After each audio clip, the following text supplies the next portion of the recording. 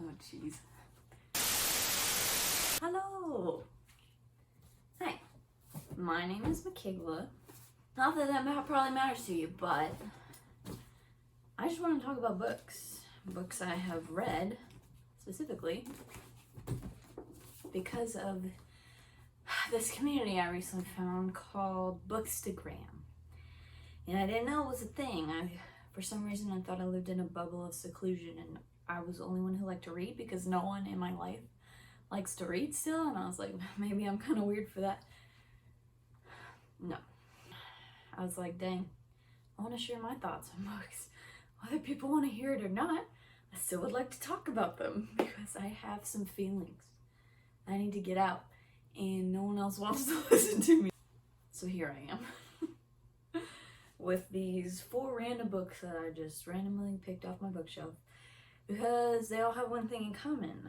I got them because I saw a recommendation on Bookstagram. I'm only doing 4, that doesn't feel right. I feel like I need to do 5. 4 is a crappy number.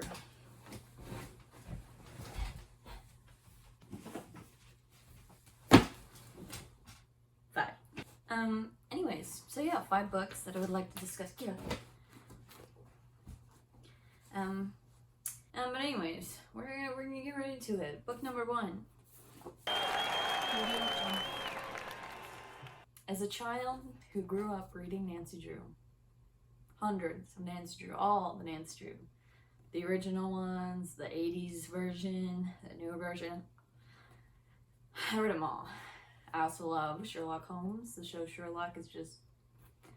So this kind of combined it all into a beautiful symphony of everything my heart desired.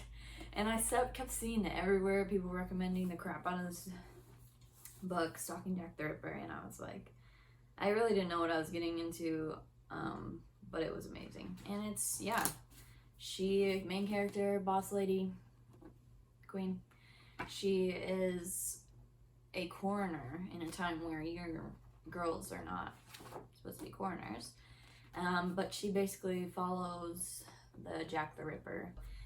I read the entire series and all the reviews kept going down in the books, but I loved every single one of them. Like, I love that the romance between her and the other main guy is like super slow burning and like it develops through the series.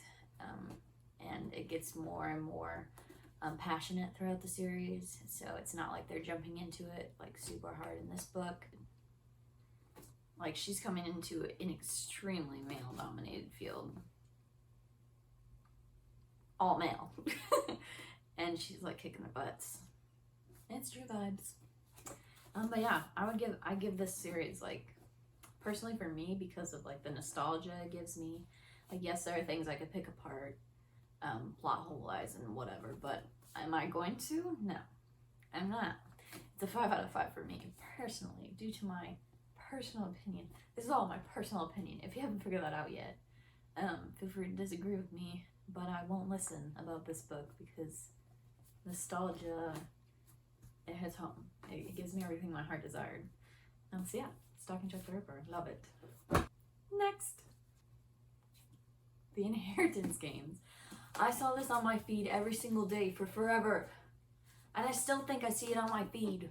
Why is it still on my feed? I think it's on my feed. Click the link in the description. No. Okay. I don't know if you guys have seen the movie Knives Out, but it's a bop. Really good. Love it. I've seen it a lot. This kind of gives that vibes, but misses the mark. In the sense that it's not well done. Like, if I was 14, I probably would have loved it. Felt like the characters were, I couldn't root for any single one of them. There's 3 guys. She likes all the brothers. And I'm like, who are we supposed to be rooting for? Like, it wasn't even, I mean, eventually kind of points out who the actual love triangle is supposed to be, but I was like, does this kid have a crush on every single one of these brothers? And I was like, kind of feel it, but like, no. I don't know, the puzzles left something to be desired for me. Like, these games I like for them to be more mind-bending and like where I'm able to figure it out, but like sometimes in these books we see a clue, but we also see another clue, and we have the information so we can link it up before the main character does, but it doesn't really do this. It was okay. I didn't like, it was a little forgettable for me. Like, I don't really remember much, but I will say it is fun. It is a fun read. Like, this is something I would take if I just did not want to think at all and I just want to read for funsies. Yeah, I don't know. I have the second one. I haven't been able to get through it. I mean, the ending's kind of interesting, kind of, but it was also really predictable. Like, I saw it coming from like page 5 or something. I guess overall, just a little lack of maturity, unremarkable characters. The romance kind of sucked too. Like, I felt no chemistry. But anyways, I would give it a 3 out of 5. I'm back and I fixed the painting. So if it was paining you as it was paining me to rewatch the video I just did, hopefully it's better now and you can breathe a little easier. At least I think it's straight. It's straight enough. The next one is the Flatshare, and I love it. I've read a lot of romance, and a lot of it is like super fake, and they fall in love because lust and because they just want to do the do. But this one was like so refreshing. Like, it was a slow burn. Each of the characters had personality, which is crazy, but like they each had their own problems, each had their own backstory. So basically the plot is that they're sharing an apartment, but this guy is like only there during certain hours, and she's only during other certain hours. He like works at a hospital, I think at night. I don't know. One of them's like night shift, one of them's day shift. So they like never see each other, but they're living in the same place, they're sharing the same bed, never see each other. Like, for the first majority of the book, they don't see each other. And they fall in love because they're like writing little sticky notes to each other. Like, it starts off just like, can you stop leaving this here, and blah blah blah, like, but then there's just like sticky notes all over their walls, like conversations with each other, and like they're cooking for each other and leaving it in the fridge. Like, it's so cute, and they fall in love because of that. But it's good. And I also didn't know it was a British author. I think she's British, somewhere in the UK. I'll figure it out and I'll write it down here. But her last name's O'Leary, so I should have known. But it was funny because I also should know because it's called the Flatshare. I was like, the flat. And I was like, what is a flat? It's an apartment. And there were just funny little sayings that I was like, what does that even mean? So I had to look it up, but it was just super cute. And I like the contrast between the two characters was intense. Like, the way the guy thinks is completely different from the way the girl thinks, and I think she did that really, really well, because a lot of times where you have the split characters, sometimes it gets muddy and it's hard to like differentiate between the two, but like, she's super descriptive and like energetic and whatever, and he's more like solemn, and he is more a quiet thinker. Like, he processes in his head or whatever, and she's just like, go go go. So hello. Okay, I just had to record this really quick because I literally just saw a post after I was working on this video about someone hating the Flatshare and hating Leon, that's the guys, hating how his writing is. And I know I just talked about how much I loved how different they were, so I was shocked. But it's because like the first time you're introduced to him, it's so choppy and it like feels really weird, but I loved it. And it's just like, because that's his personality. Like, they were like, is he a caveman? I was like, it's just his personality. Like, she was just so dramatically shifting the points of view to him that like you could obviously tell it was him, and you could already tell from like the first page that he was a fast thinker. He didn't have time to like process things like she did, and he was just really quick. But I just wanted to I was so upset. I was like, no. But I mean, I know everyone's entitled to their own opinion. I just wanted to like defend that part of the writing. I don't know, I loved it, but so many people in the comments hated it. It's fine. I just wanted to tell you why, in case you were like, had the same feeling. I would give this one also a 5 out of 5, because I liked it. And that's all it takes to get on my 5 out of 5 star list, if I like it. Shadow and Bone. if there were a book that was recommended too much on Instagram, I would say it would be this one.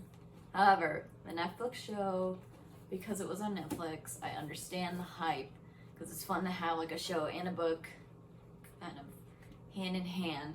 I watched the show first, which is my biggest mistake, because the show pretty much followed it pretty closely, so I was like kind of bored reading it, because I was like, I already know what's gonna happen. So this next two books were a little easier for me to read because they haven't come out in the show yet. I don't like Alina. And I can't honestly tell you why. The decision she makes, I'm gonna tell you why actually. The decision she makes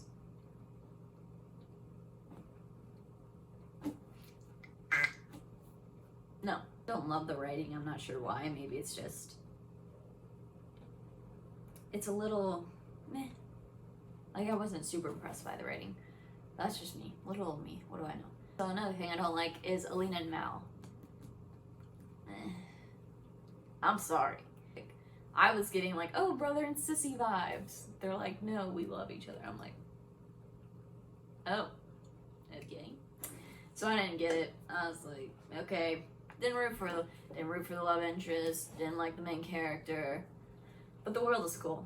And I do like the show, and Six of Crows really pulls through in that show, and I'll talk about that book in another day. But Six of Crows really made that show like the show would have honestly been boring without them. The last book, I think this one is not like recommended hardly at all, but it was on like, I think this was Book Facebook. I follow this place called Book Recommendations. So it's like a lot of like older people, because it's Facebook, and I'm on Facebook, so who am I to judge? But I think this was recommended like by one person, so I don't know, it doesn't really fit with this video, but and I did not know when I started reading it that it was written by the same author as the Twilight series, which I have not read. But she wrote this first, the host. She wrote this before the Twilight, and I honestly think she used all of her creative juices on the host, because it was beautiful. Like, this was also one of my first sci-fi books, and it totally got me interested in it.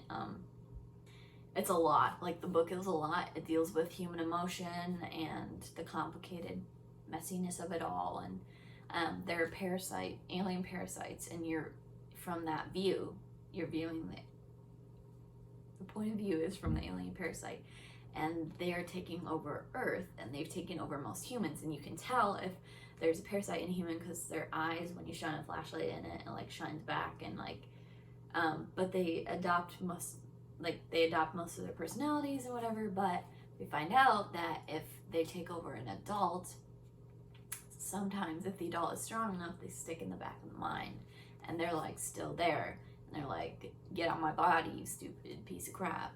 So it's cool because in the same head we have the Wanderer, which is the parasite. Her name's Wanderer. So we're seeing her, and she's in control of the body, but we're also seeing Melanie's point of view, the human body. Like, she's also there. Like, so they're talking back and forth, and so the alien is starting to get the human emotions and like learning, because humans are special, you know. But I don't want to pick at it because I love it. You should read it if you haven't. I'm sorry if I hurt anyone who has read Twilight, because I haven't read it, so I might actually like it. So, but I know it's a meme at this point, so that's why I said that joke about Twilight. But anyways, welcome to what could potentially become like an actual channel, but at this moment it's just me talking about books that I like and don't like, and I'll probably continue to do it because I had a lot of fun. So yeah.